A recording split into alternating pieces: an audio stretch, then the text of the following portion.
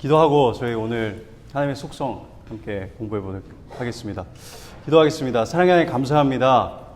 오늘도 너무나 넉넉하신 은혜로 자격 없는 저희들에게 하나님 사랑을 주시고 또 이렇게 함께 모여서 주님 안에서 사랑의 교제 나누게 하여 주시고 또 함께 하나님 말씀을 통해서 하나님이 누구신지 우리를 창조하시고 우리를 구원하시고 우리를 인도하시고 우리를 위하여 다시 오실 하나님이 어떤 분인지 공부할 수 있는 시간 갖게 해주셔서 감사합니다. 오늘 저희와 함께 해주시고 저희가 이 세상을 살아갈 때에 이 세상에 있는 것들만 보는 것이 아니라 보이지 않는 하나님을 바라보는 눈을 가지고 살아갈 수 있도록 그래서 하나님만 의지하며 살아가는 저희들 되게 도와주시옵소서. 예수 그리스도의 이름으로 기도드렸습니다. 아멘. 네, 오늘은 실론 이제 4강입니다.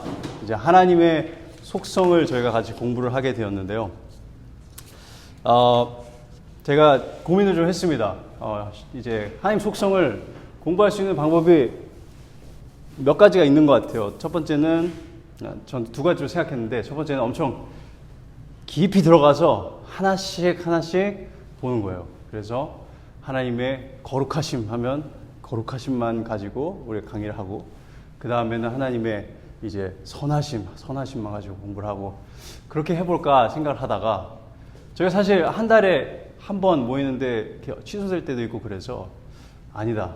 빠른 속도로 해서 결국에는 어떻게 되냐면 오늘 하나님의 속성을 전부 다 이제 커버를 하게 되었습니다. 그래서 제가 좀 빠른 속도로 지나갈 텐데 같이 공부하시면서 생각하시면서 질문 있으시면 그냥 여쭤보셔도 됩니다.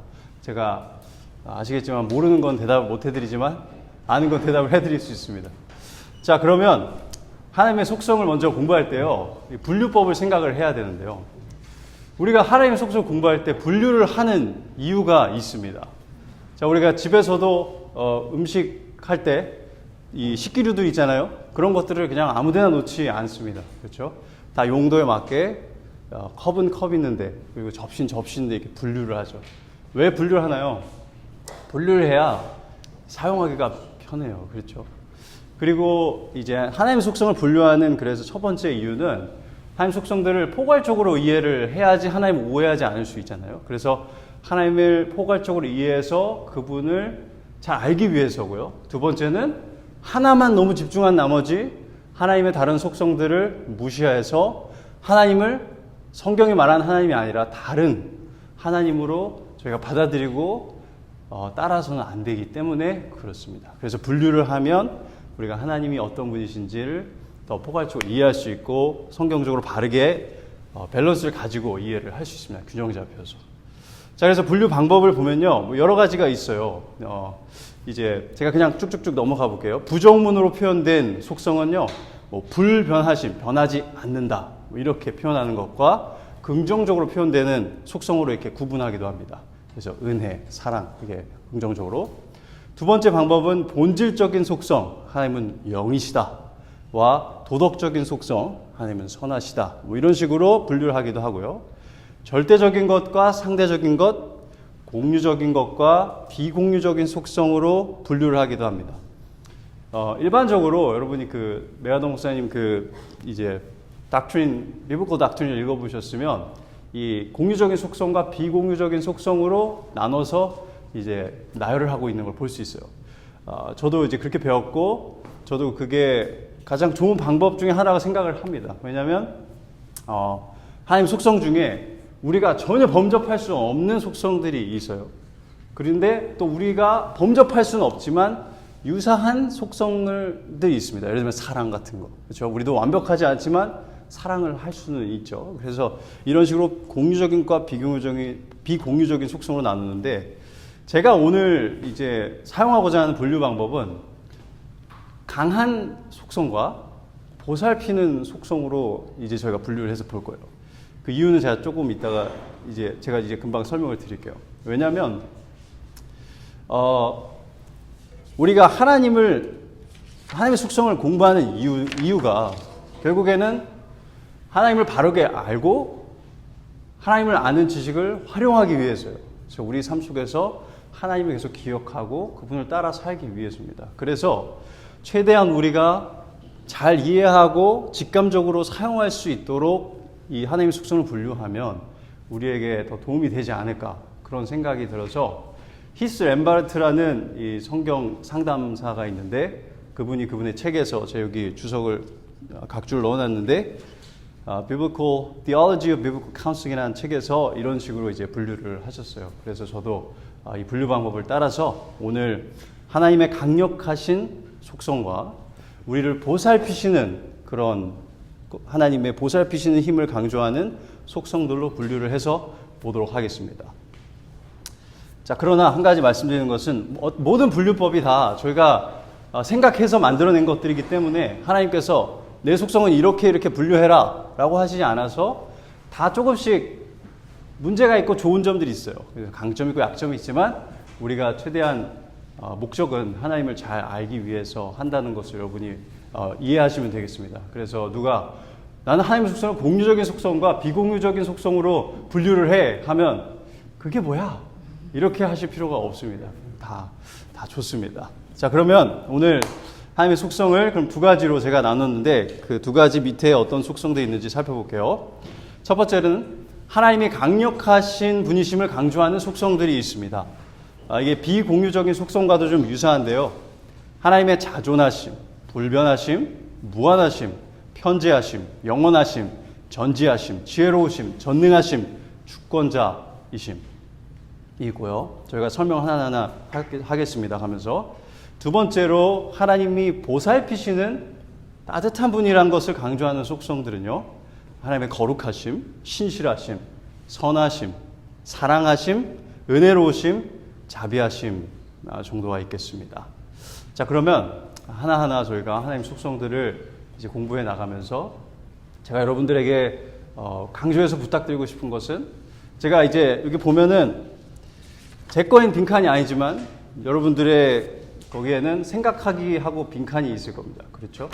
제가 일부러 그렇게 해놨습니다. 왜냐하면 오늘 강의를 들으시고 생각을 하시면서 이게 그럼 나한테 어떤 의미가 있을까?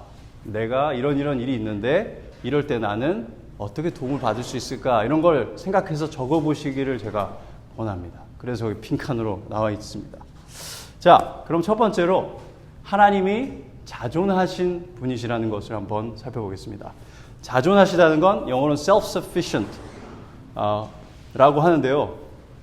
뜻은 이렇게 볼 수 있습니다. 하나님은 스스로 계신 분이시기 때문에, 즉 창조자가 없는 분입니다.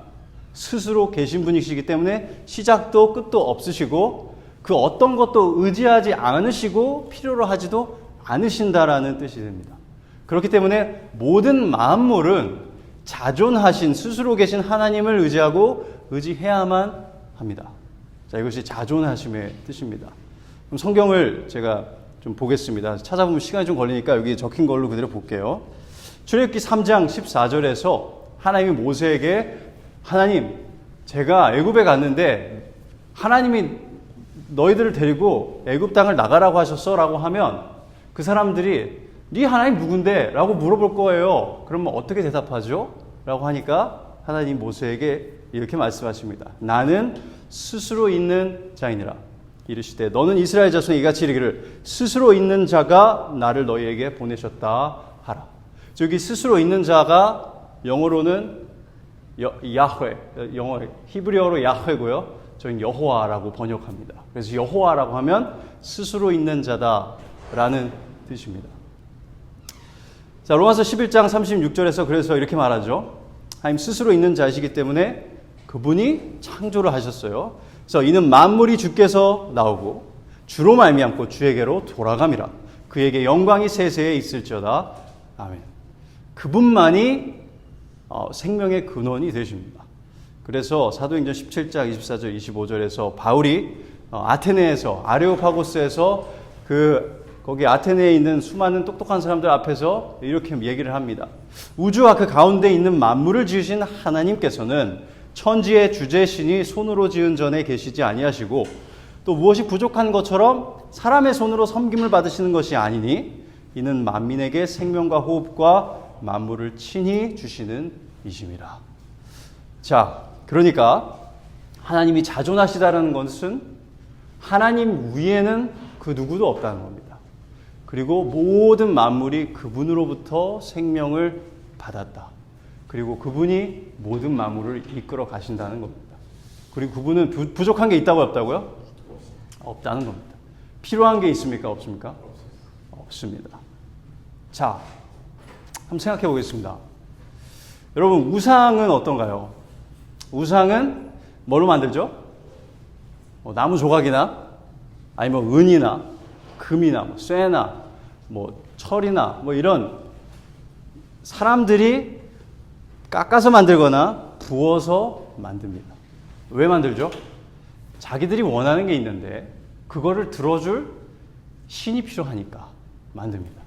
그래서 어떻게 하나요? 우상을 만들고 우상에 가서 절하고 우상이 좋아할 것 같은 떡 같은 것도 가져가고 몰래 같은 경우에는 아들도 갖다 바치고 그렇게 해서 결국 뭐예요? 내가 원하는 거 주세요 하면 우상은 주는 게 우상입니다. 그러나 우상은 줄 수 있나요? 없습니다. 하지만 사람들은 우상을 만들어서 섬깁니다. 그게 우상이에요. 우상은 섬겨주지 않으면 존재하지도 않고요. 뭘 갖다 바쳐주지 않으면 할 수 있는 게 없습니다. 그래서 아무런 의지도 없어요. 그러나 하나님은 영이시고요. 자존하셔서 아무런 도움도 필요하지 않으시고 살아가기 위해서 그 어떤 재물도 어떤 귀중한 것들도 필요로 하지 않으세요. 그래서 하나님께서 이스라엘 백성들에게 제사를 지내게 하신 것은 이스라엘 백성들에게 야, 너희가 나한테 제사를 줘야 내가 그 고기 냄새 맡고 살 수 있어. 그러니까 제사를 드려. 이렇게 말한 게 아닙니다. 그것이 아니라 이스라엘 백성들의 죄가 그들과 하나님 사이를 가로막고 있기 때문에 그들에게 피를 흘리지 않고서는 이 죄의 문제를 해결할 수 없다는 것을 가르쳐주기 위해서 제사를 드리게 한 것입니다. 그리고 그걸 통해서 자신들이 죄인이고 하나님 은혜로우신 분이라는 것을 기억하고 하나님을 따르고 사랑하기를 원해서 제사를 드리라고 하신 것입니다. 그래서 여러분, 하나님은 우리 사람들이 있어야만 완전하신 분이 아닙니다. 그렇죠?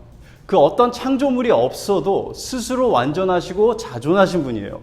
그렇기 때문에 우리를 창조하시고 구원하여서 영원한 생명을 주신 것은 왜일까요? 얘네가 없으면 내가 너무 심심해. 내가 나같지 않아. 그렇죠? 우리 부모들은 어떠죠? 애들이 집을 나가면 허전하죠. 그죠? 애들이 있으면 좋겠어. 그렇게 하나님을 생각할 때가 있죠. 그래서 하나님이 우리를 만드신 거야 라고 생각할 수 있지만 조금 다릅니다. 하나님은 자존하셔서 우리가 필요로 해서 자신이 뭔가 부족해서 그 결점을 채워주기 위해서 우리가 필요한 게 아니라 하나님의 넘치는 사랑에서 우리를 창조하셨고 자신의 그 사랑을, 자신의 선하심을 우리에게 다 나눠주고 싶으셔서 우리를 만드신 겁니다. 그리고 우리를 구원하신 것이고 우리를 인도하시는 것입니다. 자, 그래서 하나님은요, 완전하시고 자존하신 분이에요. 그런데 그런 하나님께서 아무것도 필요하지 않으신 분이 우리를 창조하시고 우리의 죄값까지 치르시고 우리를 인도하시는 이 수많은 고생을 선택하셨다라는 것은 놀라운 일이죠. 그렇죠? 그럴 필요가 없는데. 자, 그래서 우리가 하나님을 찬양하게 되는 것 같습니다. 자, 그것이 하나님의 자존하심입니다. 자, 그럼 두 번째로는요, 하나님의 불변하심을 보겠습니다. 하나님은 변하지 않으시고 한결같으신 분이십니다. 하나님의 불변하심의 뜻은요, 그의 속성과 의지와 뜻과 계획과 약속 모두 영원히 변치 않고 한결같다는 것을 의미합니다. 그렇기 때문에 우리가 그 누구보다, 그 누구의 말보다 더 진지하게 생각하고 심각하게 받아들여야 되는 것은 하나님이고 하나님의 약속의 말씀들입니다. 자, 민수기서 23장 19절을 한번 볼까요? 발락이라는 왕이 발람이라는 선지자에게 너 와서 이스라엘 백성들 저지 좀 해줘 하니까 발람이 하나님의 영에 의해서 이렇게 말을 합니다. 하나님은 사람이 아니시니 거짓말을 하지 않으시고 인생이 아니시니 후회가 없으시도다. 어찌 그 말씀하신 바를 행하지 않으시며 하신 말씀을 실행하지 않으시리라. 그래서 이 이방 선지자 입술을 통해서 하나님께서 말씀하십니다. 하나님은 변치 않으시는 분이다. 그렇죠? 시편 33장 9절 11절에서도 이렇게 얘기하죠. 그가 말씀하심에 이루어졌으며 명령하심에 견고히 섰도다. 여호와께서 나라들의 계획을 폐하시며 민족들의 사상을 무효하게 하시도다. 여호와의 계획은 영원히 서고 그의 생각은 대대에 이르리로다. 자, 그래서 성경은 하나님의 뜻은 변함이 없다. 하나님이 뜻하시는 바를 하나님은 이루신다라고 말합니다. 자, 그런데 우리 속에 머릿속에 이제 질문이 생기죠. 그렇죠? 근데 하나님께서 변하지 않으시는데 왜 성경을 읽다 보면 하나님이 마음을 돌이키셨다. 그렇죠? 뭐 하나님이 후회하셨다. 그런 말은 왜 있는 걸까요? 그렇죠? 자, 이런 질문이 들 때 여러분 어떻게 해야 될까요? 그 질문을 가기 전에 제가 출애굽기 32장 10절 14절 이렇게 써놨는데 상황은 이렇습니다. 시내산에서 모세가 시내산 올라가 있어요. 내려오는데 무슨 일이 일어나죠? 이스라엘 백성들이 금송아지를 만들고 이게 우리를 인도한 여호와다 하고 거기서 춤을 추고 있습니다. 자, 이 상황에 하나님이 분노하셔서 내가 이들을 다 쓸어버리고 모세 너를 통해서 민족을 이루겠다 하니까 모세가 달려들고 애원합니다. 하나님께서 아브라함에게 하신 약속을 기억하시고 제발 이 백성들을 긍휼히 여겨주세요 하니까 하나님께서 어떻게 하셨나요? 14절에 보면 이렇게 나와 있습니다. 여호와께서 뜻을 돌이키사 말씀하신 화를 그 백성에게 내리지 아니하시니라. 그렇죠? 하나님이 뜻을 돌이키셨다. 자, 그러면 아까 저희가 배웠던 민수기 23장과 시편 33절의 말씀이 거짓일까요? 하나님은 변하지 않는다고 했지만 사실은 변하는 분일까요? 왜 아빠가 그렇잖아요. 야, 아빠가 약속한다. 오늘 아이스크림 사줄게 했는데 집에 가니까 아이스크림 안 먹고 싶은 거죠, 아빠가. 그러니까 내일 사줄게. 경험이 있으신 분들은 웃으실 수 있을 겁니다. 자, 근데 하나님도 그런 분일 거야. 그렇죠? 하나님도 말로는 딱 말하지만 나 절대 변하지 않아 하지만 사실은 우리가 어떻게 하느냐에 따라서 변하실 수 있는 분이야 라고 생각하면 될까요? 아유, 안 됩니다. 왜냐하면 하나님의 말씀은 뭐죠? 진리입니다. 하나님의 말씀은 진실이에요. 하나님이 그렇다 하시면 그런 겁니다. 자, 그러면 우리는 하나님의 뜻을 돌이키셨다는 것을 어떻게 이해를 해야 될까요? 어떻게 이해해야 되냐면 이렇게 분명한 성경이 만들어 놓은 바운더리가 있습니다. 뭐죠? 하나님은 변치 않으신다라는 바운더리 안에서 생각을 하는 겁니다. 자, 그러면 그 안에서 이래서 이 말씀을 하신 거 아닐까라고 저희가 생각할 수 있어요. 그래서 제가 답변을 하자면 하나님께서 뜻을 돌이키셨다라고 말씀하신 부분은 실제로 하나님이 내가 뜻한 게 이거였는데 아예 바꿀 거야 라고 진짜 자신의 생각을 바꿨다기보다는 금송아지를 만들어서 여호와가 금송아지인 것처럼 한 것이 얼마나 흉악한 죄인지를 알려주기 위해서 강력한 표현으로서 이걸 말씀하신 거다라고 생각을 해요. 그러니까 하나님께서 자신의 뜻을 돌이키려고 할 정도로 그만큼 악한 행위다라는 것을 강조하기 위해서 하나님께서 뜻을 돌이키셨다라고 하신 게 아닐까라고 생각을 합니다. 자, 그러나 여기서 꼭 여러분이 기억하셔야 될 것은 하나님의 말씀은 진실이기 때문에 우리가 조금 둘이 대치되는 것 같은 게 있을 때 어떻게 해야 되죠? 확고하게 딱 선언하는 말들은 우리가 그대로 믿어야 됩니다. 그 안에서 그걸 바운더리 삼아서 그러면 이 이야기에서 하나님 이렇게 말씀하셨는데 저렇게 하셨는데 이건 어떻게 조화를 이루나요? 라고 질문을 해야 되는 거죠. 이해가 되시나요? 네, 감사합니다. 언제든 질문하셔도 됩니다. 네, 형님. 하나님 이런 말을 하시면 분명히 우리도 인간들이 오해를 했다고 생각하실 텐데. 네. 근데 오해가 있을 수 있는 그렇죠. 근데 그런 거에 대한 그런 의견이 있습니까? 네. 한번 신명기 29장을 한번 펴볼까요? 신명기 29장 29절에서요. 하나님이 중요한 말씀을 하나 하시는데요. 이런 질문들이 있을 때 저희가 기억해야 되는 말씀이에요. 신명기 29장 29절입니다. 신명기 29장 29절입니다. 우리가 이해하기 어려운 것들이 있을 때, 난해한 질문들이 있을 때, 감추어진 일은 우리 하나님 여호와께 속하였거니와 나타난 일은 영원히 우리와 우리 자손에게 속하였나니 이는 우리에게 이 율법의 모든 말씀을 행하게 하심이니라. 자, 분명히 성경을 읽다 보면 이해하기 어려운 부분이 있습니다. 그렇죠? 일반적으로 잘 하는 질문 중에 하나가 하나님이 왜 애초에 선악과를 만드셔가지고, 그렇죠? 왜 그러셨어요? 근데 그 질문에 대한 답을 성경은 분명하게 말해주진 않아요. 물론 우리가 생각할 수는 있습니다.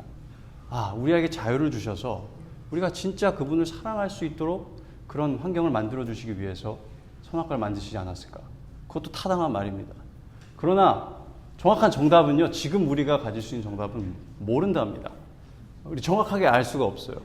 하지만 우리가 생각할 수는 있습니다. 하지만 우리가 어떻게 해야 되냐면 생각하다가 도무지 답이 안 나와요. 그럼 어떻게 되냐면 감춰진 것은 하나님께, 우리에겐 드러난 것. 우리 여기 드러난 것도 다 기억하고 있지 못해요. 그렇죠? 이해하지 못합니다. 그래서 보통 잘못 가는 경우가 어떻게 되냐면 이해 안 되는 거 하나 가지고 막 붙들고 하다가 하나님이 분명하게 말씀해 놓으신 것들은 싹 보지도 않고 그냥 그렇게 살다 보면 우리가 하나님 뜻대로 살아갈 수 있는 시간과 기회를 다 놓쳐버립니다. 그래서 우리가 성경을 읽으면서 이런 질문을 가질 수 있지만 거기에 너무 오래 있기보다는 우리가 이해할 수 있는 분명하게 하나님이 우리한테 드러내신 것에 집중하는 것이 저희에게 유익이 됩니다. 대답이 좀 됐나요? 근데 모세는 네. 하나님이 약속을 지킨다는 전제 안에서 한 거잖아요. 약속을 지키신다는 전제 안에서. 하나님이 이제 맞아요. 하나님이 약속하셨으니까. 이스라엘 민족을 맞아요. 멸망하지 않을 거라고 그런 맞아요. 전제 안에서 한 거잖아요.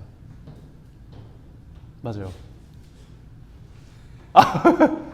그래서 질문이 그래가지고 이게 무슨 어떤 그 믿는 자 믿지 않는 자를 가르는 어떤 그런 건지 모세가 믿지 않았으면은 네.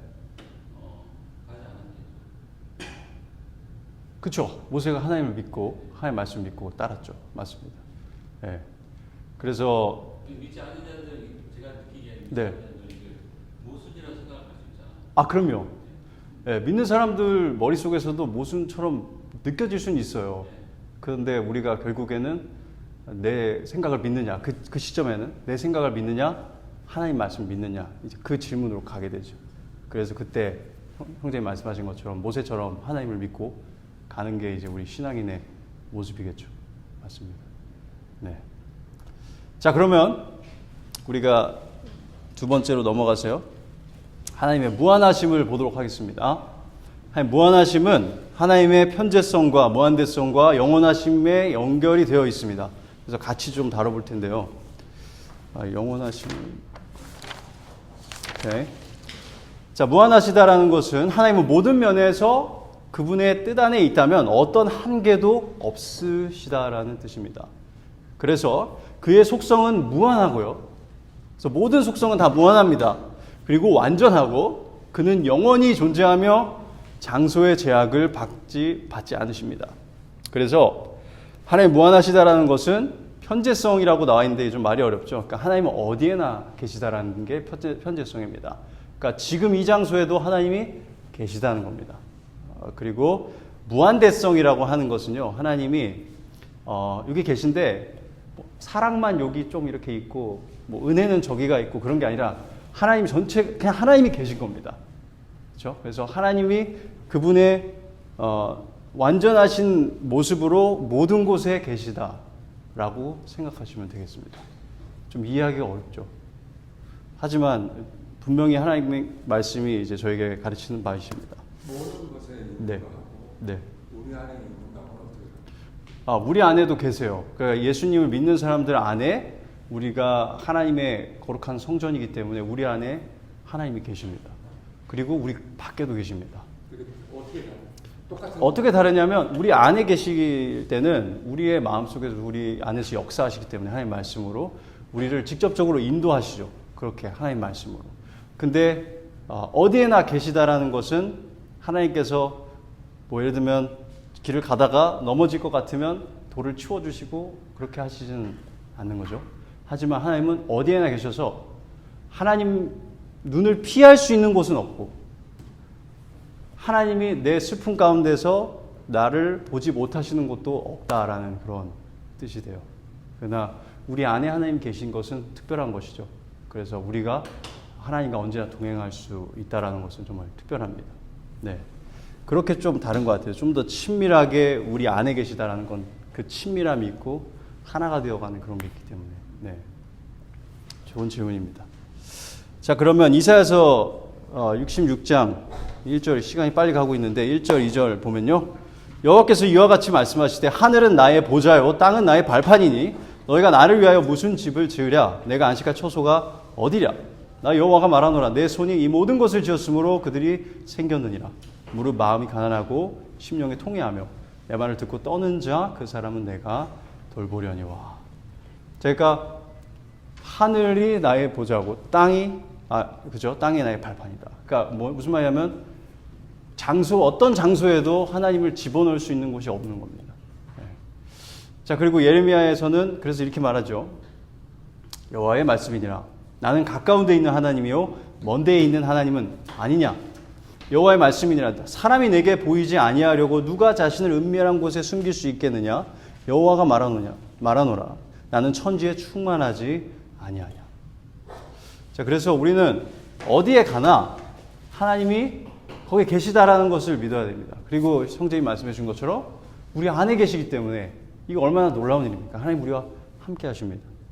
자, 그리고 우리가 두려움을 매돌 때도 슬픔에 잠길 때도 하나님 우리와 함께 하신 것입니다. 반대로 우리가 은밀하게 죄를 지을 때도 거기서 하나님도 계신 겁니다. 그래서 우리에게 하나님이 어디나 계신다는 것 그리고 우리 안에 계시다라는 것은 격려가 되죠. 어려울 때. 죄 지을 때는 어떻죠? 굉장히 저희한테 컨빅팅한 그런 일입니다. 스스로를 돌아보게 하는 진리인 것입니다. 자, 그럼 여기에 더해서 하나님 여기 계신데 아무것도 몰라. 그러면 좀 속일 수 있겠는데 하나님의 다음 속성은 전지하심입니다. 하나님은 다 하십니다. 자, 하나님이 전지하시다라는 것은 하나님은 하나님 자신과 모든 만물과 존재하는 모든 것들을 면밀하게 아시고 완전하게 아신다는 것을 말합니다. 그리고 거기에 더해서 여기 omniscience라고 제가 해놨는데 그건 지혜를 말하거든요. 그분의 지혜도 한계가 없습니다. 그분의 지혜는 그가 이루시고자 하는 목적을 위해서 가장 좋은 방법이 뭔지 아시는 것입니다. 그리고 그렇게 행하십니다. 그렇기 때문에 하나님 모르시는 것은 하나도 없고 하나님에게 그 방법보단 이게 더 좋을 것 같아요 라고 조언할 수 있는 사람도 없습니다. 그냥 하나님은 완전히 전지하시기 때문입니다. 시편 139편을 한번 찾아볼게요. 우리가 하나님이 전지하시다라는 것을 가장 정말 잘 드러내 보여주는 말씀이 시편 139편입니다. 시편 139편 너무 길어서 제가 집어넣지 않았는데 말씀 한번 찾아볼게요. 자, 하나님께서 얼마나 면밀하게 아시는지 한번 생각하시면서 한번 읽어보도록 하겠습니다. 여호와여, 주께서 나를 살펴보셨으므로 나를 아시나이다. 주께서 내가 앉고 일어섬을 아시고 멀리서도 나의 생각을 밝히 아시오며 나의 모든 길과 내가 눕는 것을 살펴보셨으므로 나의 모든 행위를 익히 아시오니 여호와여, 내 혀의 말을 알지 못하시는 것이 하나도 없으시나이다. 주께서 나의 앞 뒤를 둘러싸고 내게 안수하셨나이다. 이 지식이 내게 너무 기이하니 높아서 내가 능히 미치지 못하나이다. 내가 주의 영을 떠나 어디로 가며 주의 앞에서 어디로 피하리까? 내가 하늘에 올라갈지라도 거기 계시며 수월에 내 자리를 펼지라도 거기 계시나이다. 내가 새벽 날개를 치며 바다 끝에 가서 거주할지라도 거기서도 주의 손이 나를 인도하시며 주의 오른손이 나를 붙드시리이다. 내가 혹시 말하기를 흑암이 반드시 나를 덮고 나를 두른 빛은 밤이 되리라 할지라도 주에게는 흑암이 숨기지 못하며 밤이 낮과 같고 같이 비추이 나니 주에게는 흑암과 빛이 같음이니이다. 주께서 내 내장을 지으시며 나의 모태에서 나를 만드셨나이다. 내가 주께 감사함은 나를 지으심이 심히 기묘하심이라. 주께서 하신 일이 기이함을 내 영혼이 잘 아나이다. 내가 은밀한 데서 지음을 받고 땅의 깊은 곳에서 기이하게 지음을 받은 때에 나의 형체가 주의 눈에 숨겨지지 못하였나이다. 내 형질이 이루어지기 전에 주의 눈이 보셨으며 나를 위하여 정한 날이 하루도 되기 전에 주의 책에 다 기록이 되었나이다. 하나님이여 주의 생각이 내게 어찌 그리 보배로우신지요. 그 수가 어찌 그리 많은지요. 자, 쭉쭉쭉 가고 있죠. 하나님은 우리가 태어나기 전부터 우리를 아십니다. 모든 순간에 우리의 생각조차 아십니다. 그래서 하나님께서는 전지하신 분이십니다. 자, 시편 33편은 저희가 지나가고요. 로마서도 저희가 일단 지나가도록 하겠습니다. 이제 말씀분은 여러분이 나중에 읽어보시고요. 이사야서 29장만 좀 읽어볼게요. 15절, 16절 보면 하나님이 이렇게 전지하신 분인데 우리가 하나님을 속일 수 있다고 생각하는 것처럼 어리석은 생각은 없습니다. 그래서 이사야서에 이렇게 나와 있죠. 자기의 계획을 여호와께 깊이 숨기려 하는 자들은 화 있을진저 그들의 일을 어두운 데에서 행하며 이르기를 누가 우리를 보랴 누가 우리를 알랴 하니 너희의 패역함이 심하도다. 토기장애를 어찌 진흙같이 여기겠느냐. 지음을 받은 물건이 어찌 자기를 지은 이에게 대하여 이르기를 그가 나를 짓지 아니하였다 하겠으며 빚음을 받은 물건이 자기를 빚은 이에게 대하여 이르기를 그가 총명이 없다 하겠느냐. 자, 그렇죠. 하나님은 우리의 생각을 속속들이 아십니다. 그렇죠. 내가 잘하는 것도 알고 못하는 것도 알고 나의 죄도 나의 의로운 행위도 다 아십니다.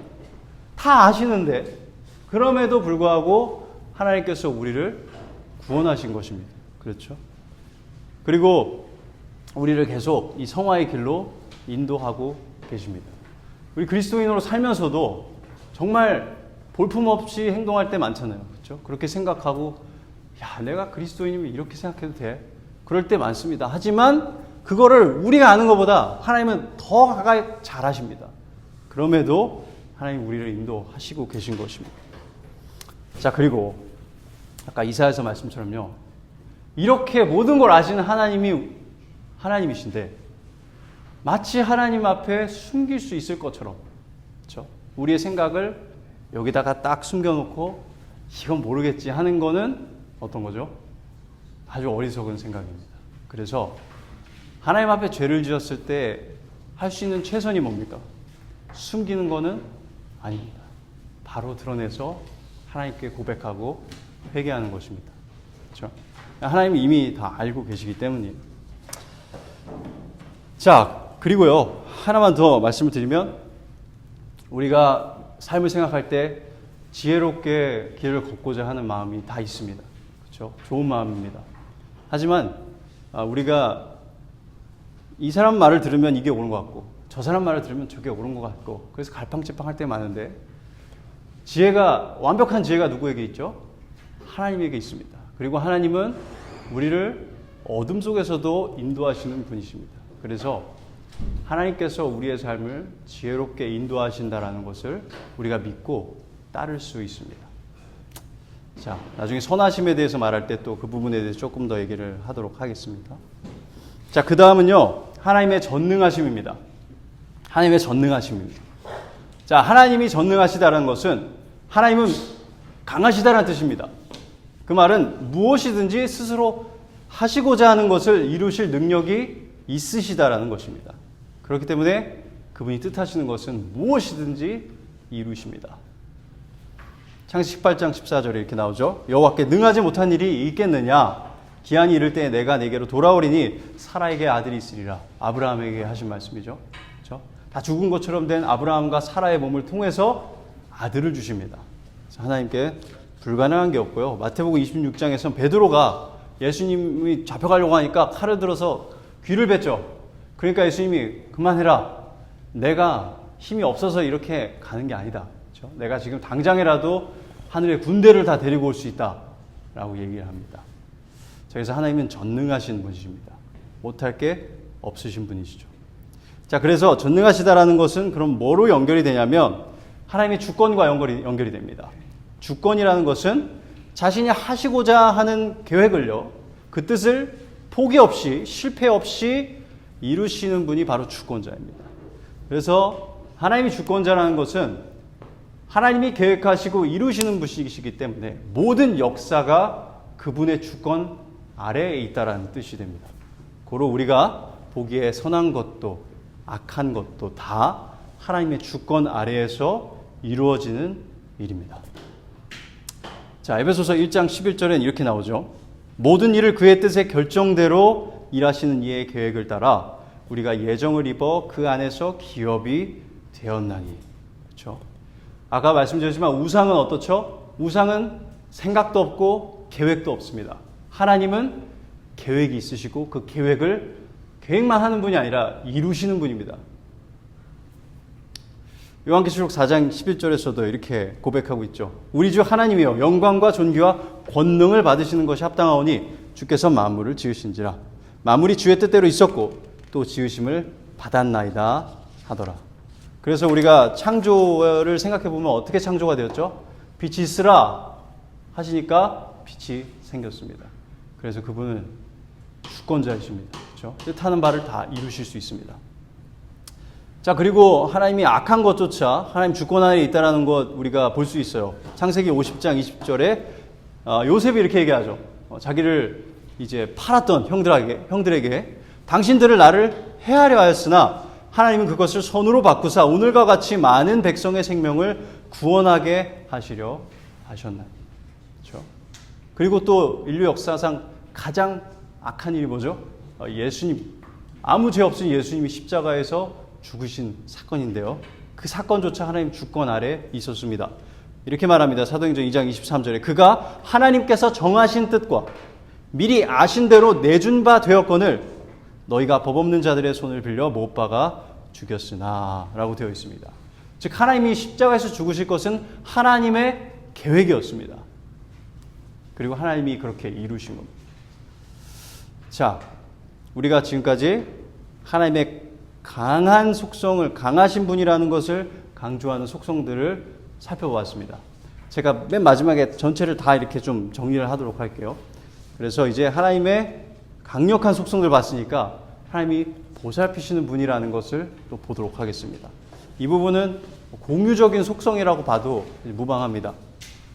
첫 번째는 거룩하심입니다. 자, 거룩하심인데요. 거룩하심이라는 뜻은요, 하나님은 하나님 스스로에게 온전히 헌신된 분이라는 뜻입니다. 자, 다시 말씀드릴게요. 하나님은 하나님 자신에게 헌신된 분이십니다. 그렇기 때문에 다른 창조물과 구별되고요. 그렇기 때문에 도덕적으로도 완전히 선하시고 의로우십니다. 자, 출애굽기 15장 11절에 이렇게 말하죠. 여호와여, 신 중에 주와 같은 자가 누구니까? 주와 같이 거룩함으로 영광스러우며 찬송할 만한 위엄이 있으며 기이한 일을 행하는 자가 누구니까? 출애굽기 3장 5절은 이렇게 말하고 있죠. 하나님이 이르시되 이리로 가까이 오지 말라. 내가 선 곳은 거룩한 땅이니 네 발에서 신을 벗으라. 자, 여기서 설명 하나 드리고 싶은 게, 자, 모세가 하나님이 말씀하신 그 떨기나무, 불에 탄 떨기나무, 근데 타지 않는 떨기나무 앞에 가니까 이 말씀하신 거예요. 네가 선 곳은 거룩한 땅이 신발을 벗으라. 그 땅이 왜 거룩한 땅이죠? 도덕적으로 선해서? 아닙니다. 하나님께서 임재하신 곳이기 때문에 그래요. 그래서 하나님 임재하신 땅은 거룩한 땅이 됩니다. 그래서 하나님과 긴밀하게 연결되면 모든 게 거룩한 게 됩니다. 구별된 거예요. 그래서 하나님이 거룩하시다는 것도 하나님이 단순히 도덕적으로 선하시고 완전하신 것은 그것만을 말하는 게 아닙니다. 하나님은 하나님 스스로에게 온전히 헌신된 분이에요. 그러면 이게 우리에게 연결이 되는데요. 우리가 거룩하게 된다는 것은요, 단순히 도덕적으로 선해진다는 것을 의미하지 않습니다. 그걸 포함하지만 궁극적으로 우리가 거룩해지는 것은요, 우리가 하나님에게 완전히 헌신되는 겁니다. 우리가 하나님께 구별되는 거예요. 그게 거룩해지는 겁니다. 그렇게 되다 보면 우리가 하나님과 계속 같이 걷고 하나님과 같이 밥 먹고 그냥 제가 표현을 하자면 하나님과 같이 놀고 하나님과 같이 있다 보면 어떻게 돼요? 하나님을 닮게 돼 있어요. 그래서 도덕적으로도 선하게 되는 겁니다. 그렇죠? 그래서 우리가 거룩해진다는 건 하나님과 점점 가까워지는 겁니다. 그거를 과정을 통해서 우리가 도덕적으로도 우리가 윤리적으로도 선한 사람이 되어가는 것입니다. 그래서 우리 그리스도인들은 단순히 다른 종교들과 다른 이유가요. 다른 종교들은 선해지기 위해서 노력합니다. 선행을 해요. 우리도 선행을 합니다. 그런데 그들이 없는 거, 우리가 가진 건 뭐냐? 바로 하나님과의 관계입니다. 그래서 우리가 하나님과의 관계에서 가까워지면 가까워질수록 우리가 더 도덕적으로도 선해질 수밖에 없습니다. 물론 노력을 해야 됩니다만 우리는 하나님과 가깝기 때문에 하나님에게 헌신되어 있기 때문에 거룩한 겁니다. 그래서 우리가 거룩한 백성이 되는 것은 우리가 너무 선하고 착하고 그래서가 아니라 하나님과 점점 가까워지기 때문에 거룩한 백성이 되는 겁니다. 질문 있으시면 있습니다. 네. 이게 온전히 헌신된 분이라고 표현을 하셨는데 네. 그 의미가 지금 제가 받아들여지는 거는 네. 하나님은 자기 자신만을 위해서 사는 분이라 이렇게 들리거든요. 자기 자신만을 의미가 위해서. 네네. 그렇게 지금 맞게 받아들이고 있는 건지. 그리고 보통 우리 사람이 그러면은 나쁜 사람이거든요. 자기밖에 모르니까. 네. 근데 지금 이 의미대로 하자면은 그런 의미가 돼버리는데 네네. 이것이 어떻게 보면 맞는 말인 것 같은 게 뭐냐면 자기밖에 모르는 분이지만 거룩하시기 때문에 근본이 그러니까 오직 하나님만이 네. 그렇게 해도 가장 그러니까 오직 하나님만이 그렇게 할 수 있는 분이시기 때문에 네. 자기만을 생각하는 자기만을 위해서 사는 분이라고 설명을 하신 겁니까? 아니면 제가 잘못 이해하고 있습니다. 그러니까 표현 방법에서는 제 생각에는 그렇게 말해도 무방하긴 해요. 하나님은 하나님만을 위해서 산다. 근데 그러면은 다른 사람을 생각하지 않는다라는 게 이제 기본적으로 전제로 깔리잖아요. 그런데 하나님은 하나님에게만 온전히 헌신된다는 것은 하나님이 가장 선한 거잖아요. 그렇죠? 존재하는 모든 것 중에 가장 가치 있는 거고. 하나님을 위해서 일하기 시작하시면 그게 우리 모두에게도 가장 좋은 일이 돼요. 그래서 하나님을 위해서, 하나님 영광을 위해서 우리를 사랑하신다고 해도 무방합니다. 하나님 영광을 위해서 우리 죄인들을 구원하신 거예요. 하나님 영광을 위해서 그래서 우리도 죄인들을 구원하기 위해서 복음을 전하는 겁니다. 그래서 우리가 궁극적으로 하나님 영광을 위해서 사는 것이 하나님에게 헌신된 게 맞아요. 그리고 하나님도 하나님 영광을 위해서 삽니다. 그런데 그게 가장 가치 있는 일이고, 근데 그게 하나님 그러셨을 때에 우리에게도 가장 좋은 일이에요. 그래서 하나님 우리에게 가장 좋은 걸 아시는 분인데, 가장 좋은 게 뭐예요? 저희가 조금 앞서가면 하나님이 자기한테 가장 좋은 것을 주는 게 사랑이잖아요. 그렇죠? 그래서 하나님 우리한테 뭘 주셨어요? 자기 자신 주셨죠. 자기 아들을 주신 거예요. 그래서 하나님이 자기에게 오롯이 집중되어 있다는 것은 우리에게는 나쁜 게 아니라 가장 좋은 겁니다. 그래서 하나님을 위하시는 거, 하나님이 영광을 위해 사는 것은 이기적인 게 아니에요.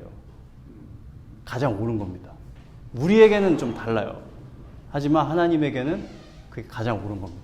그래서 우리도 하나님 영광을 위해서 그래서 먹든지 마시든지 하나님 영광을 위해서 하라라고 하죠. 그래서 우리가 거룩해지는 것은 바로 하나님의 영광을 위해서 살아가고 하나님과 계속 가까워지는 겁니다. 네. 자, 답변이 좀 됐을까요? 네, 됐습니다.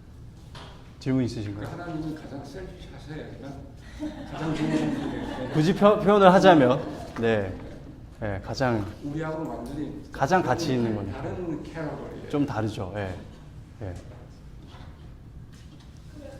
네. 저희가 이신칭이라고 네. 저희가 이제 거듭난 후에 이제 하나님의 의가 우리한테 들어와서 그것 때문에 우리가 이제 구원을 받잖아요. 근데 그게 하나님의 그 거룩하신 우리 이제 안에 성령께서 같이 임재하셔서 우리가 이제 거룩하다고 하나님 인치신 거잖아요. 그렇게 땅땅땅. 치셨죠. 네. 근데 우리 안에는 계속 이제 어떤 그 죄의 본능이 그럼요. 아니고 죽을 때까지 남아 있잖아요. 네. 그러면 거듭난 후에 사람들이 이제 이렇게 업앤다운이 있잖아요. 그럼요, 예. 그러다가 이제 거듭났지만 계속 영적으로 부패되시고 막 도태되면서 네. 그래서 거듭나기만 하고 그냥 어떤 성화의 과정을 많이 못 가고 그냥 죽는 사람들 있잖아요. 네, 네. 그럼 그럴 때는 그 하나님의 그 거룩한 의는 그 거룩하심은 그냥 완전하고 네. 변하지 않는 거니까 네. 그것이 이제 그 사람 안에는 그냥 계속 내재하기 있기 때문에 그 사람은 그냥 구원받는 거죠. 아, 그러니까 그렇죠. 이 거룩하면 흔들림이 없다는 거죠. 우리 안에 그 거듭났어요. 네. 그렇게 돼서 그 사람이 죽어도 네. 천국 가는 거죠. 네. 그래서 되게 좋은 말씀이에요. 그러니까 성경을 보면요. 제가 지금 딱 기억이 안 나는데 우리의 성화를요. 과거형으로 표현하는 말씀이 있어요. 너희가 거룩해졌다. 우리는 성화가 뭐죠? 점진적인 걸로 생각하는데 너희가 거룩해졌다. 내가 너희 거룩하게 했다라고 하는 구절이 있습니다. 그럼 뭘 말하는 거냐면, 그러니까 거룩해졌다라는 것은 하나님의 심판대 앞에서 이제 우리는 하나님의 사람이 된 거예요. 하나님의 자녀가 된 거고 거룩한 사람이라고 칭함을 딱 받은 거예요. 그래서 칭의와 우리가 그거를 이제 영어로는 이제 positional sanctification이라고 하는데 우리가 그 지위상으로는 거룩해진 거예요. 근데 자매님 말씀하신 거는 지위상으로 거룩해지면 결국 구원 받는 겁니까? 맞아요. 근데 우리가 실질적인 거룩은 계속 이 삶 가운데서 노력과 하나님의 은혜로 계속 자라나가야 돼요. 근데 그 실질적으로 거룩해지는 과정, 우리가 다 중간에 죽죠. 그죠? 우리가 완벽한 거룩을 맛보지 못하고 죽습니다. 하지만 우리가 구원받는 것은 뭐 때문이죠? 바로 은혜죠. 하나님이 값없이 의롭다 하신 게 이신칭이죠. 그래서 우리가 그것으로 구원을 받고 그것을 구원을 잃지 않는 겁니다. 하지만 저희가 지금까지 이제 로마서에서 살펴본 것처럼 우리가 그리스도와 죽고 살았으니까 우리가 그리스도인답게 그리스도를 닮아서 살아가는 것이 중요한 우리의 삶의 사실상 가장 중요한 임무가 되는 거죠. 그래서 계속 거룩해지는 게. 근데 아까 말씀하신 우리 안에 있는 거룩 이런 얘기를 하셨는데 그 부분은 조금 아마 카테고리가 좀 헷갈리는 것 같아요. 그래서 아마 하나님 우리 거룩하게 하셨다라는 것은 우리를 지위상으로 법적으로 거룩하다 칭해버리신 거예요. 그런데 우리가 실제로 거룩한 사람이 바로 이렇게 딱 거룩하지 않다가 거룩하다 이렇게 된 게 아니라 우리가 계속 돌고 있어요. 계속 들어 이렇게 계속 가는 거예요. 그래서 근데 법적으로 이제 거룩한 사람으로 하나님이 칭하신 겁니다. 그래서 하나님은 믿는 순간에 우리를 거룩하게 보시잖아요. 아닙니까? 그렇죠. 하나님 말씀에 우리를 하나님이 이제 보실 때에 우리를 죄인으로 보시기보다 이제 예수 그리스도를 통해서 우리를 보시지만 그렇지만 하나님이 우리의 그러면 죄를 모르시는 건 또 아닙니다. 물론. 네, 맞아요. 두 가지가 사실 다 존재하죠. 맞아요. 그 참 하나님이 놀랍죠. 저희가 그분을 정확하게 다 이해하기가 우리랑은 다르신 분이기 때문에. 네. 자, 저희가 좀 빠르게 한번 가볼게요. 자, 하나님이 그 다음엔 신실하심. 여러분이 잘 아시고 사랑하는 하나님의 속성이죠. 하나님이 신실하시다는 것은 하나님이 자신의 약속을 지키시고 자신의 사람들 절대 포기하지 않으신다라는 뜻입니다. 그래서 미쁘시다 이 말씀이 나와 있는데 디모데후서 2장 13절만 좀 볼게요. 이렇게 말합니다. 우리는 미쁨이 없을지라도 우리는 신실하지 않을지라도 주는 항상 미쁘시니 자기를 부인하실 수 없으시리라. 저희에게 진짜 위로가 되는 말씀이죠. 우리가 신실하지 않을 때가 얼마나 많습니까? 그러나 하나님은 신실하시기를 변함이 없으신 겁니다. 그렇죠? 그래서 아까 본 것처럼 불변하심, 변하지 않으심이 이게 연결이 되죠. 하나님은 신실하심에서 변하지 않습니다. 그렇기 때문에 여러분 중요해지는 게 뭐죠? 신실하신 하나님이 우리한테 주신 약속이 있다면 그 약속은 변하나요? 변하지 않나요? 변하지 않는 겁니다. 그래서 그 약속을 굳게 믿고 붙들고 살아가는 게 어리석은 건가요? 지혜로운 건가요? 그게 가장 지혜로운 겁니다. 왜냐하면 하나님이 신실하신 분이시기 때문입니다. 자, 그 다음 선하심을 보겠습니다. 하나님의 선하심. 하나님의 선하심은요, 하나님의 생각과 하시는 일은 모두 가장 좋은 것입니다. 자, 우리가 좋다라고 하면 사람마다 그 기준이 다 달라요. 하지만 하나님은 그 기준을 정하시는 분이에요. 하나님이 좋다라고 하면 좋은 겁니다. 그래서 그분은 모든 자에게 선을 베푸시는데 특별히 성도들에게 선을 베푸십니다. 우리에게 좋은 것을 주신다는 거예요. 그래서 마태복음 5장 45절에는 모든 사람에게, 믿는 자 믿지 않는 모든 자에게 비와 해를 똑같이 주신다라는 걸 얘기하고요. 시편 119편 67절 68절에서는요. 시편 기자가 이렇게 얘기하죠. 고난당하기 전엔 내가 그릇 행하였더니 이젠 주의 말씀을 지키나이다. 누가 봐도 지금 굉장히 어려운 시련을 겪었어요. 근데 그의 입술에서 나오는 말이 주는 선하사 선을 행하시오니 주의 율례들로 나를 가르치셨어. 무슨 말이냐면 나에게 이런 고난이 오게 하셨지만 하나님은 선하시고 선을 행하시는 분입니다. 라고 고백하는 것입니다. 그래서 하나님이 선의 기준이라는 것은 우리가 볼 때 선하지 않은 거, 우리가 볼 때 도대체 왜 나한테 이런 거를 주셨어? 하는 것들조차 하나님이 보시기에는 선한 겁니다. 우리에게 가장 좋은 거예요. 그러면 풀리지 않는 질문이 생길 수 있죠. 근데 나는 이게 좋은 것 같지 않은데. 욥을 생각해 보면 욥이 자기가 가진 모든 걸 다 잃고 자기 가족, 자녀들을 다 잃은 게 그게 좋은 일일까요? 우리 인간의 입장에서 그게 좋은 일이라고 말하기 참 어렵습니다.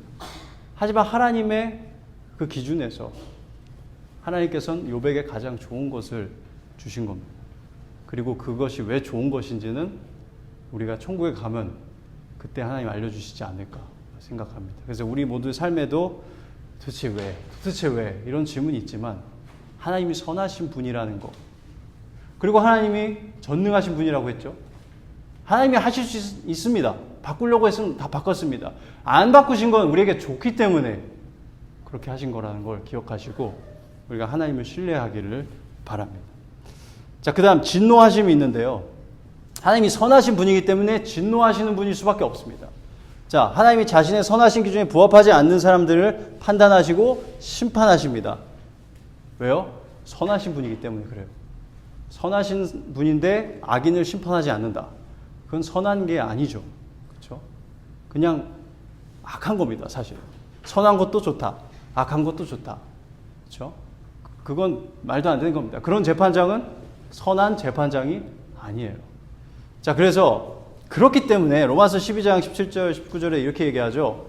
19절부터 볼게요. 내 사랑하는 자들아 너희가 친히 원수 갚지 말고 하나님의 진노하심에 맡기라.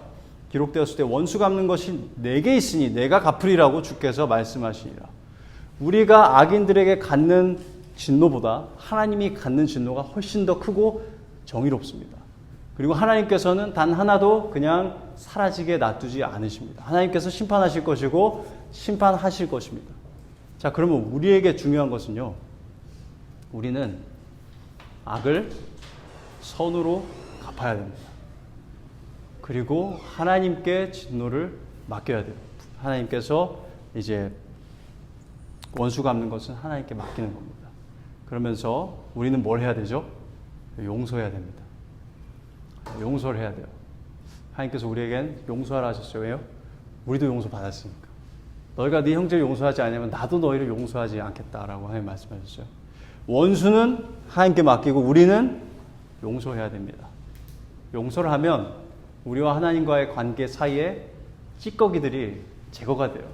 그리고 우리와 서로 간의 관계 사이에 있는 찌꺼기들도 제거가 됩니다. 그리고 그 나머지 원수 갚는 거는 다 하나님께 맡겨진 겁니다. 그리고 한 번만 더 생각해 보면 우리도 하나님 원수였죠. 그렇죠? 그 원수를 하나님이 어떻게 갚으셨죠? 바로 예수 그리스도를 죽이심으로 하나님이 자신의 진노를 만족시키셨습니다. 그걸 생각하면 우리에게 나쁜 일을 한 사람들도 우리가 용서할 수 있는 용기가 생기는 거라고 생각합니다. 자, 사랑을 보겠습니다. 하나님은요, 아까 말씀드린 것처럼 가장 좋은 것을 주시는 분이세요. 그게 사랑입니다. 자기가 생각할 때 가장 좋은 것을 주는 거예요. 그래서 하나님은 자신의 가장 귀한 아들을 죄인들에게 주셨습니다.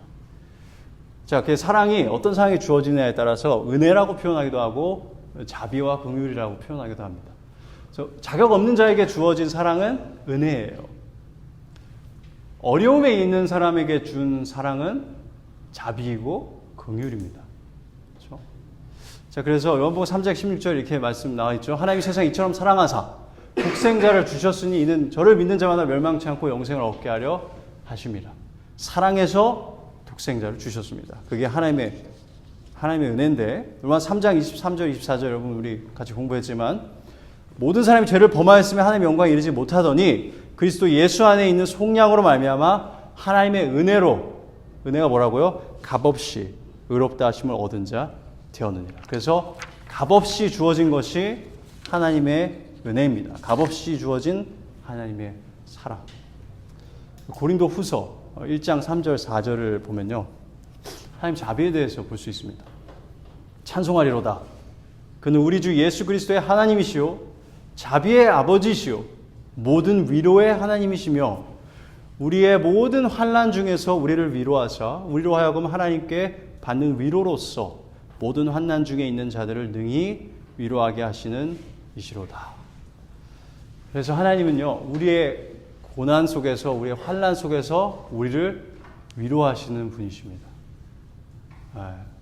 어디에서 우리가 힘들어하든지 하나님은 거기에 계시고요, 우리의 생각을 말하기도 전에 아셔서 우리를 이해하십니다. 그렇죠? 그래서 여러분 생각해 보세요. 홀로 온전하시고 필요한 게 아무것도 없고 강력하고 뭐든지 뜻하는 거 할 수 있고 그런 분이 우리를 위로하시는 겁니다. 내가 다 아니까 걱정 마라. 내가 가장 좋은 길로 인도하니까 날 믿어라 하시는 분이 우리 하나님이신 겁니다. 자, 그래서 그런 걸 생각하시면서 오늘 이제 강의를 좀 정리를 해보도록 하겠습니다. 하나님은 강력하신 분입니다. 그보다 강력하신 분은 없습니다. 하나님 홀로 계신 자로서 자존하시고 변하지 않으시며 영원하시며 어디에나 계십니다. 그는 이 세상에 존재하는 그 어떤 존재보다 똑똑하시고 지혜로우시며 그 어떤 일이든지 뜻하시는 바는 하지 못할 일이 없으십니다. 그는 그렇기 때문에 주권자이십니다. 그러나 그분은 힘만 강하고, 그렇죠? 자신만을 생각하는, 자신의 이익만을 생각하는 독재자가 아닙니다. 하나님은 자신의 창조물들을 사랑하시어서 창조하셨고 모든 만물을 인도하시고 운영하십니다. 그분은 거룩하시고 선하시며 자격 없는 자에게 사랑을 베푸시고 가치 없는 존재들의 어려움을 돌아보시고 위로해 주십니다. 그분은 언제나 선하신 길로, 가장 선한 길로 자신의 백성들을 인도하시고 자신의 약속에 영원토록 신실하십니다. 그렇기 때문에 하나님의 창조민 우리는 하나님을 의지하고 그분을 우리의 창조자로, 구원자로, 왕으로, 우리의 목자로, 아버지로 인정하고 사랑하며 따라야 합니다. 그렇죠? 이것이 가장 우리가 할 수 있는 최선이고 가장 올바른 길입니다. 마지막으로 하나님 속성에 대해서 묵상하실 때 이사야서 40장을 한번 펴주실래요? 이사야 40장을 피면요, 참 놀라운 경험을 하게 됩니다. 이 말씀을 묵상하다 보면 와, 그렇네, 내가 생각을 바꿔야 되는구나, 이런 생각에 다다르게 됩니다.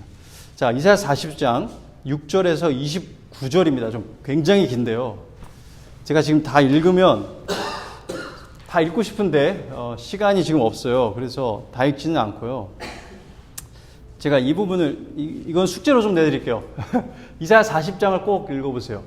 6절에서 29절 꼭 읽어보시는데 제가 여기 18절을 읽겠습니다. 그런즉 너희가 하나님을 누구와 같다 하겠으며 무슨 형상을 그에게 비기겠느냐. 그렇죠? 25절에서도 이렇게 말합니다. 거룩하신 이가 이르시되 그런즉 너희가 나를 누구에게 비교하여 나를 그와 동등하게 하겠느냐. 그게 왕이든 그게 우상이든 부자든 누구든 관계없이요, 하나님과 우리가 누구를 비교하겠습니까? 비교가 불가하신 분이 하나님이십니다. 그러니까 여기 뭐라고 나와 있나요? 30절, 31절만 읽을게요. 소년이라도 피곤하며 곤비하며 장정이라도 넘어지며 쓰러지되 오직 여호와를 앙망하는 자는 새 힘을 얻으리니 독수리가 날개치며 올라감 같을 것이요 다른 박질하여도 곤비하지 아니하겠고 걸어가도 피곤하지 아니하리로다. 자, 아주 젊고 파릇파릇한 젊은 사람보다 여호와를 앙망하는 자, 앙망한다라는 것은 사전적인 의미는요, 열망을 하면서 바라보는 거예요. 간절히 바라보는 건데, 이 히브리 원어를 보면 조금 달라요. 확신을 가지고 기다리는 거예요. 확신을 가지고 소망하는 겁니다. 그래서 확신을 가지고 여호와를 기다리는 자는 독수리 날개침 같이 살아갈 겁니다. 지금은 당연히 우리 몸이 점점 아프고 허리도 아프고 뭐 할 수 있는 것도 많아지 없고 하지만 우리에게 뭐가 있죠? 영원한 삶이 기다리고 있는 겁니다. 그래서 하나님을 의지하는 것이 우리 이 인생을 살아가면서 가장 중요한 일입니다.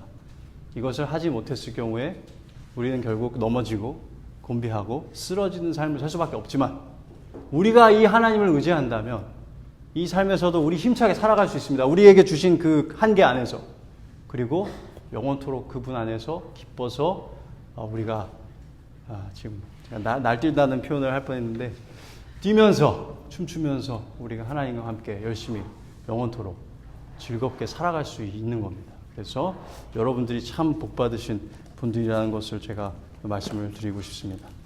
자, 저희가 일단 기도하고요. 질문이 따로 있으신 분들은 따로 해주시고 그 다음은 좀 교제하는 시간을 가지도록 하겠습니다. 기도하겠습니다.